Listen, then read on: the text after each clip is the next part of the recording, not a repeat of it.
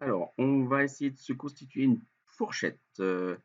Comme d'habitude, comme souvent, en tout cas, on va partir d'un cube. Là, j'ai priorisé l'affichage ici NB1 pour voir eh bien, à quoi ça ressemble en fait, hein, mes segmentations notamment.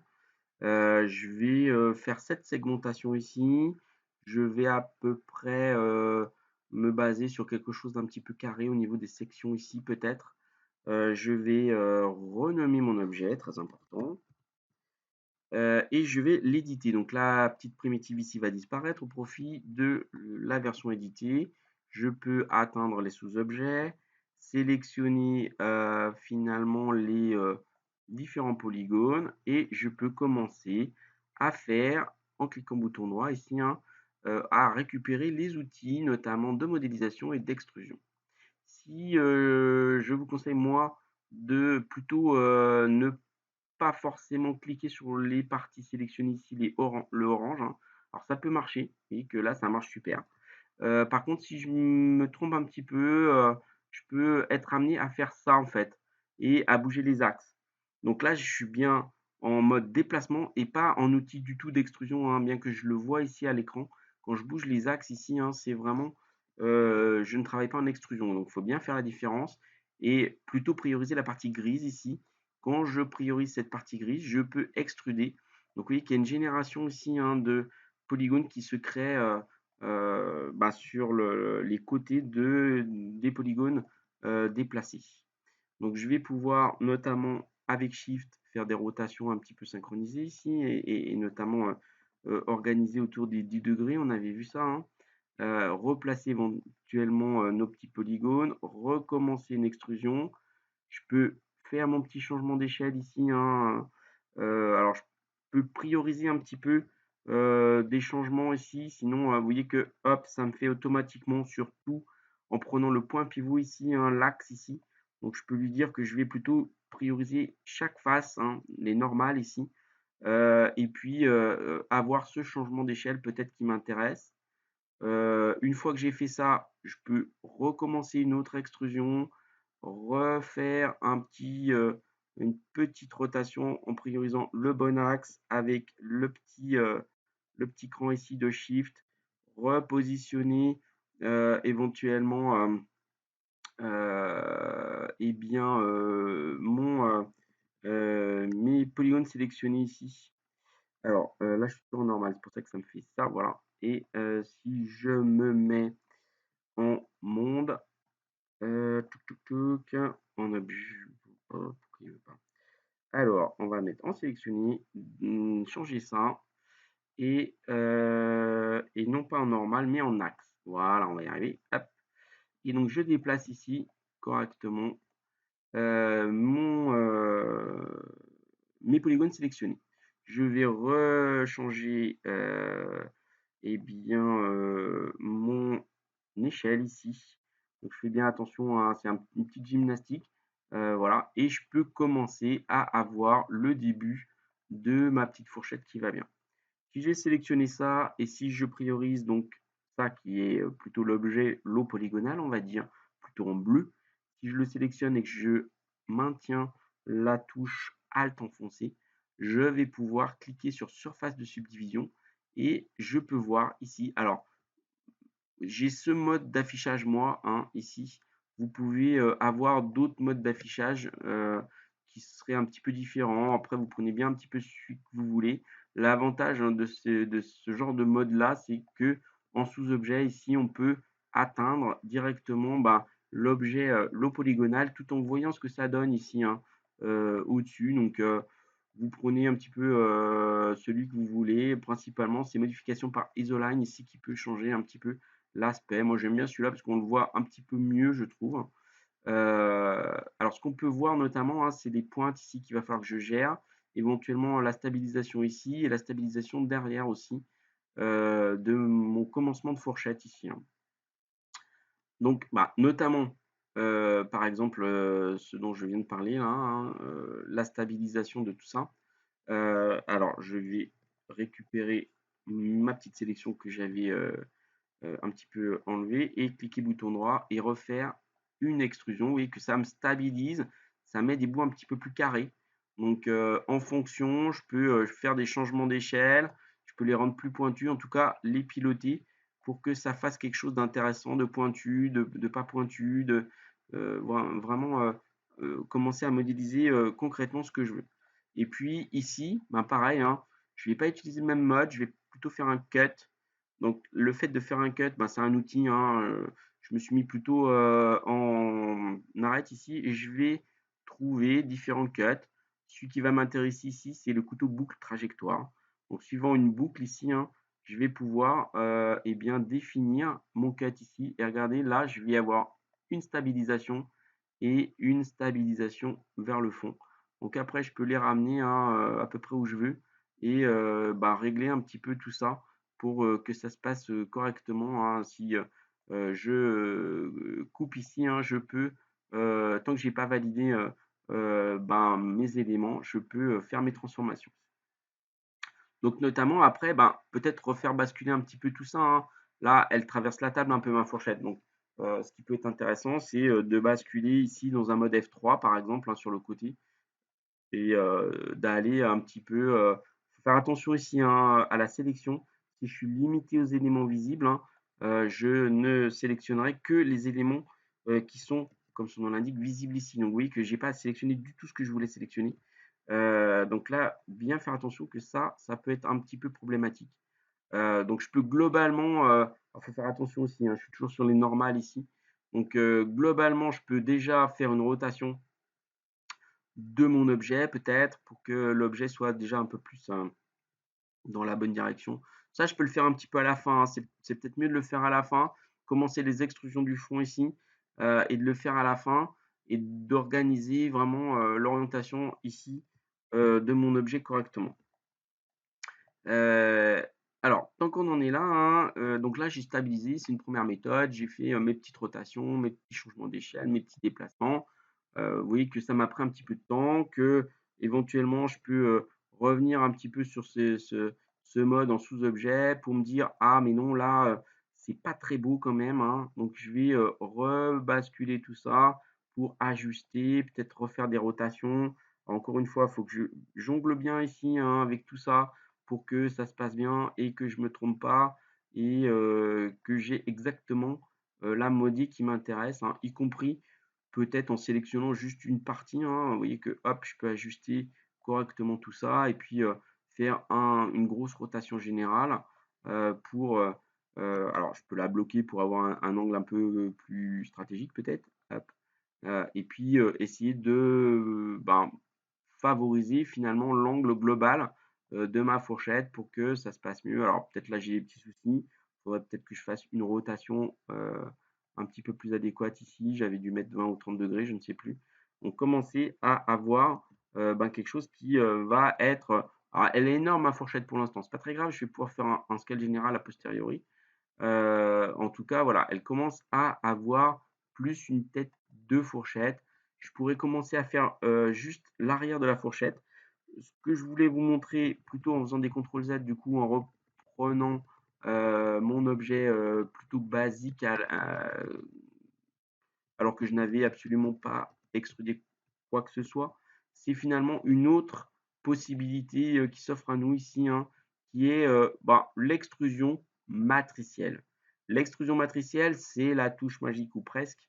Alors à vraiment manier avec dextérité et douceur et patience, ça peut provoquer un petit peu des énervements. Donc si vous le faites super doucement, voilà, hop, vous pouvez régler, hein, et doser votre extrusion matricielle, y compris a posteriori. Tant que vous n'avez pas changé, et bien, de d'outil en fait, hein, vous pouvez changer la mise à l'échelle. Par exemple, peut-être que pour une fourchette, dans ce sens-là, là en X, c'est un peu beaucoup, 80. Donc je peux essayer de voir, alors c'était pas celui-là, le X, hein, visiblement. Hop, voilà. Donc ça doit être, hop, comme c'est des axes locaux, voilà. Alors peut-être 100 c'est beaucoup quand même, mais 90 ça pourrait être bien. Et puis, la rotation de 10 ça pourrait être une rotation de 20, ce qui est beaucoup trop, donc ça pourrait être une rotation de 7 par exemple. Enfin bon, voilà, on va commencer à changer un petit peu les choses. Peut-être que, Le déplacement aussi peut, s'organiser différemment. Peut-être que je peux faire un truc global de 90 à chaque fois et pas 80 pour avoir des choses un petit peu plus. Voilà, puis là, du coup, ça pourrait être 95. Donc à tester un petit peu tout ça, en fonction de ce qu'on désire et que c'est assez pratique et une fois que je suis sorti en fait de ce mode-là, heu, bah, c'est validé en fait, hein. Alors ce qui m'empêche pas après de reprendre, de revérifier déjà ce que ça fait avec, alt surface de subdivision ici, hein. Vous voyez que c'est pas super pointu non plus. Donc, on peut, en restant priorisé sur la vue, maximisée, reprendre les différents avec shift petits bouts ici et peut-être refaire, s'il veut bien me garder ma sélection, voilà. Refaire une petite extrusion, pas forcément super grande et faire ce que j'ai priorisé tout à l'heure en faisant attention, notamment dans ces modes, hein, de mise à l'échelle, à ce que je suis en train de mettre à l'échelle et que là, je peux régler du coup, hein, peut-être la pointe ici, de manière un poil plus stratégique, pour régler, vraiment à quoi ressemble ma fourchette a posteriori. Donc ce qui ne m'empêche pas, pardon, de régler ici, le cut comme tout à l'heure, hein. Donc si je clique bouton droit ici, j'ai toujours la possibilité ici de stabiliser, mes différents, éléments que j'ai ici. Ce que j'aurais pu faire, c'est de pas le faire comme ça, mais en faisant un clic ici en faisant un plus ici, je vois ici mes valeurs. Donc je peux, transformer ici et me dire que ça, je le mets à 90 et que non pas à un tiers, parce que lui, il divise en fonction en fait, hein, et que celui-ci, par exemple, je peux le mettre à, 10 et là, j'ai bien les 2 extrémités. Je valide en sortant et ça me permet ici, de commencer l'arrière ici, hein. Alors je suis pas obligé de prendre tous les polygones, je pourrais me dire que, seuls les 5 ici m'intéressent, commencer à donner une petite forme ici, récupérer ça pour faire une extrusion. Je pourrais même faire une méga grande extrusion en me disant: «Je vais tout stabiliser après». Ce que je vais faire, c'est le faire en plusieurs étapes ici, au moins une ou 2, pour commencer à avoir un truc un petit peu quand même juste, voilà. Donc peut-être en faisant un peu l'arrière ici, vous voyez que ça me stabilise considérablement bien, ma petite fourchette et puis après je peux me mettre en vue de top ici. Donc ça pourrait être, intéressant de recouper par boucle ici éventuellement. Donc je peux faire plus, par exemple, ouais, ça va me suffire je pense. Et puis commencer à faire des petits changements d'échelle. Donc vous voyez que je zappe à chaque fois, hein, entre mes différents sous-objets pour, atteindre des choses un petit peu, différentes. Faites attention ici, hein, la les paramètres que vous avez réglés, hein, forcément vont, être, conservés en fait, hein, donc là, par exemple, typiquement, je m'aperçois que mon manche, il est quand même tout petit par rapport au reste de ma fourchette. Donc je peux lui faire un déplacement, voire un changement d'échelle et avoir quelque chose quand même peut-être qui ressemble plus, hein, à une fourchette. Alors ce que je peux faire également, c'est peut-être des petits changements d'échelle dans l'autre sens aussi. Votre objet, il est en 3D donc forcément, voilà, il faut, essayer d'avoir quelque chose qui, nous récupère un petit peu ces éléments, hein. Peut-être je peux notamment aussi, pour qu'elle ait l'air un poil plus, de ressembler à quelque chose, couper notamment ici, par exemple, pour avoir quelque chose peut-être de moins, régulier et puis on va basculer sur une vue top. Donc je peux centrer ici, avec H ou O, hein, là ça fait exactement la même chose parce que, on ne différencie pas le zoom sur la scène ou sur l'objet sélectionné du coup, puisque j'ai qu'un seul objet. Et donc je vais changer un petit peu mes changements, faire des changements d'échelle, un poil plus peut-être adéquat. Donc après c'est, votre talent de guide de graine, 3D que de, réaliser la bonne, la jolie fourchette, que vous avez, dans votre ménagère, heu, pour que ça corresponde à ce que vous connaissez, hein. L'idéal dans un objet 3D, je dirais que, heu, c'est quand même de, basculer ici sur des choses connues ou en tout cas référencées. Donc, prendre une référence, d'un objet connu, hein, c'est quand même, assez pratique aussi, hein.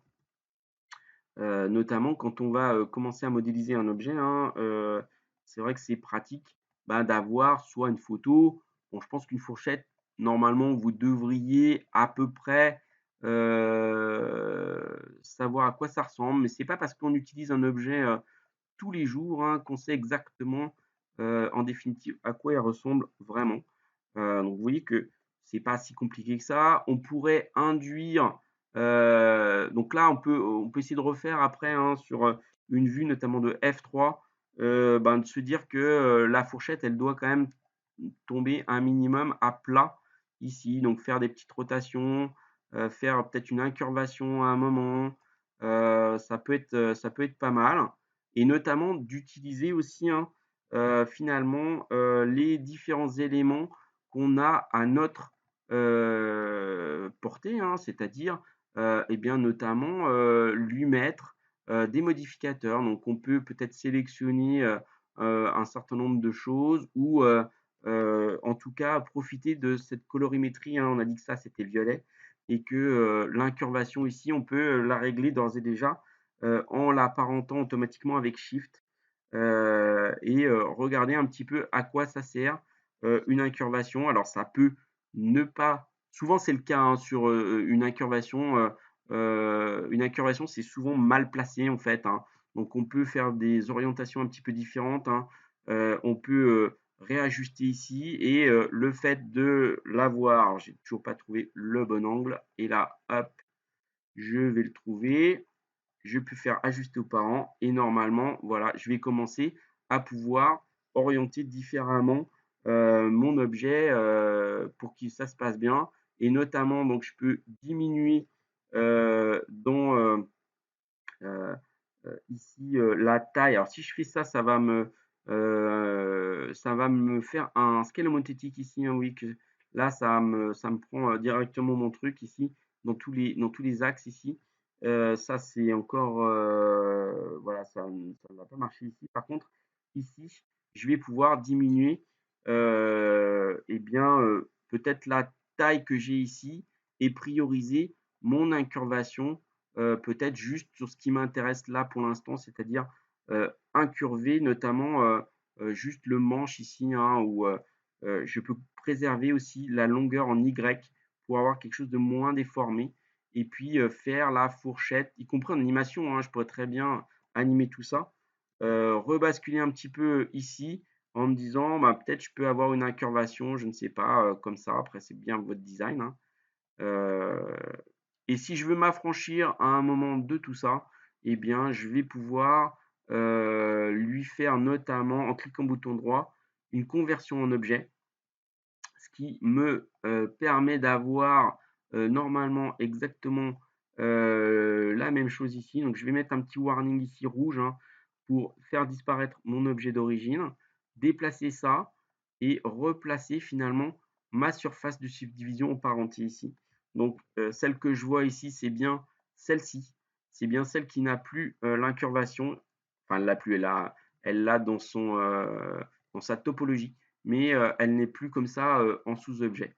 Donc il y a plein de transformations, design. Voilà, ce qu'on peut, être amené à faire, en tout cas pour constituer la modélisation de votre fourchette. Un petit résumé de ce que vous devriez faire pour, et bien avoir ces, éléments un petit peu extrudés, un petit peu rangés, ces axes, ces différents déplacements, de vecteurs, d'arêtes, de polygones, vraiment gérer, les sélections, faut y aller tranquille, essayer d'avoir une répartition un petit peu logique, un petit peu fluide, un petit peu belle en fait, hein.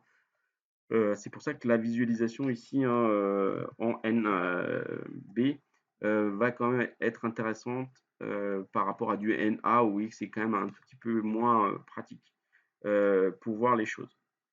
Donc à vous de designer, la plus belle des fourchettes possible. Voilà.